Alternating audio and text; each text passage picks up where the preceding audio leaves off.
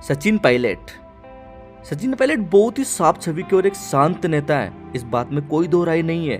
और भारतीय जनता पार्टी के बहुत से ऐसे कार्यकर्ता और ऐसे समर्थक हैं जो सचिन पायलट को पसंद करते हैं, लेकिन सचिन पायलट के लिए जो वरदान साबित होना चाहिए वही अभिशाप बनता जा रहा है। एक विशेष वर्ग का उन्हें अत्यधिक समर्थन करना, अत्यधिक प्यार करना उनके लिए राजनीति में नुकसानदायक होता जा रहा है।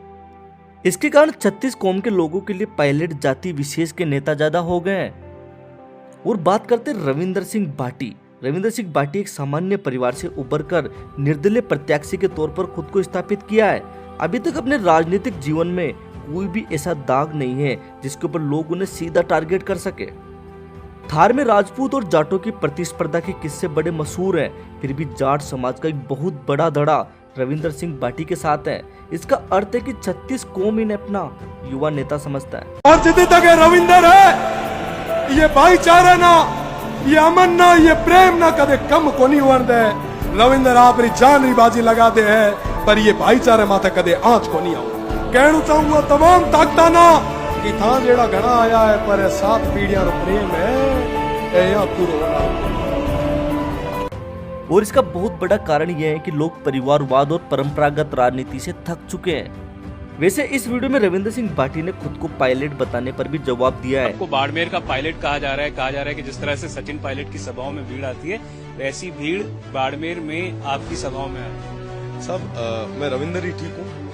मैं इन माताओं और बहनों का भाई हूँ, इन पितातुल्य बुजुर्गों का बेटा हूँ और इनके बीच में रह के इनकी सेवा करना चाहता हूँ। मैं रविंदर ही ठीक हूँ। रविंदर ही ठीक हूँ, ये कहना है रविंदर सिंह भाटी का। 26 साल के युवा जो कि छात्र संघ चुनाव से निकलकर सामने आया, फिर विधायक बना और अब कवायद ये है कि बाड़मेर जैसलमेर क्षेत्र को सांसद के रूप में प्रतिनिधित्व दे।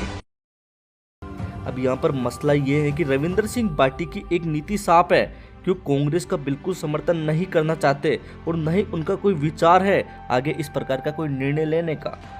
हालांकि इसके अलावा अगर कोई अपवाद हो जाए वो अलग बात है। अगर रविंदर सिंह भाटी सांसद का चुनाव जीतकर भारतीय जनता पार्टी के थार के बहुत बड़े नेता के रूप में उभर कर आते हैं और राजस्थान में भारतीय जनता पार्टी का प्रतिनिधित्व करते हैं, तो फिर यहाँ पर मामला बड़ा रोमांचक हो जाएगा। थार के अलावा रविंदर सिंह भाटी की जो छवि है वो राजस्थान में एक विशेष जाति की छवि नहीं है, वो लाखों युवाओं के दिल में राज करने वाले युवा नेता है जिन्हें ये फर्क नहीं पड़ता कि ये किस समाज से आते हैं। अगर रविंदर सिंह भाटी का भारतीय जनता पार्टी में कद बढ़ता जाता है तो ये सचिन पायलट के लिए अच्छे संकेत नहीं है। जिस छवि को आधार बनाकर सचिन पायलट जी की लोकप्रियता राजस्थान के अंदर है, अगर वो छवि वाला नेता उनके विपक्ष में नजर आएगा तो फिर उस छवि के माध्यम से चुनाव लड़ना पायलट जी के लिए आसान नहीं रहेगा। हालांकि एक बात दोनों नेताओं के ऊपर सटीक बैठ रही है, वो ये है कि गुर्जर समाज के कांग्रेस पार्टी के बड़े नेता नहीं चाहते कि सचिन पायलट उनके समाज के सबसे बड़े नेता के रूप में उभर कर सामने आए, और वह ये भी नहीं चाहते कि सचिन पायलट कांग्रेस की कमान राजस्थान के अंदर संभाले। और यही बात रविंदर सिंह भाटी के साथ भी सटीक बैठ रही है। उन्हीं के राजपूत समाज के बड़े कद्दावर बीजेपी के नेता नहीं चाहते कि भाटी का कद भारतीय जनता पार्टी में बढ़े और इतना ना बढ़ जाए कि कहीं वो उनसे ऊपर निकल जाए।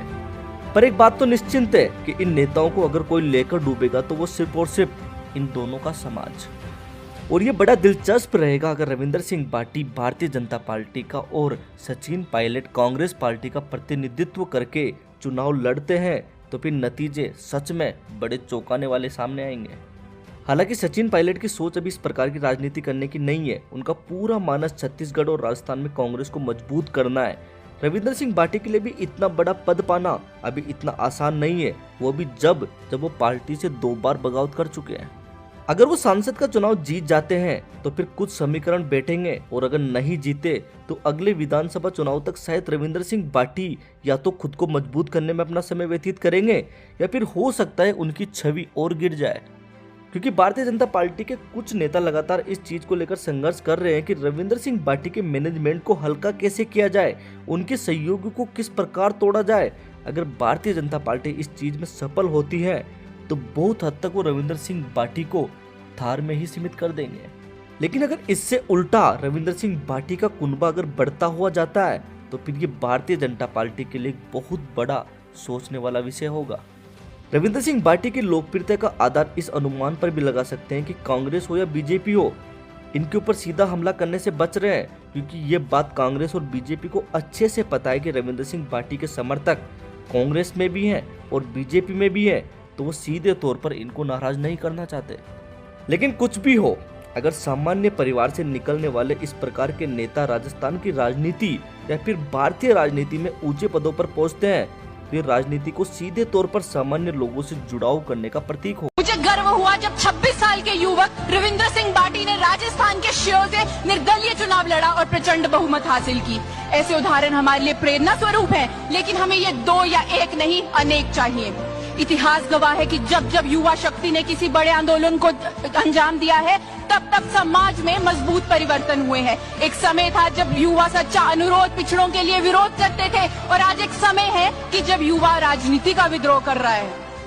मैं मानती हूँ दोस्तों, हमें हमेशा से दर्शाया गया कि सियासत एक गंदा कीचड़ है और हम में से कोई इस कीचड़ में अपने हाथ गंदे नहीं करना चाहता। लेकिन मैं ये भी याद दिलाना चाहती हूँ कि हाथ वे ज्यादा पवित्र होते हैं जो प्रार्थना से अधिक सेवा के लिए उठते हैं।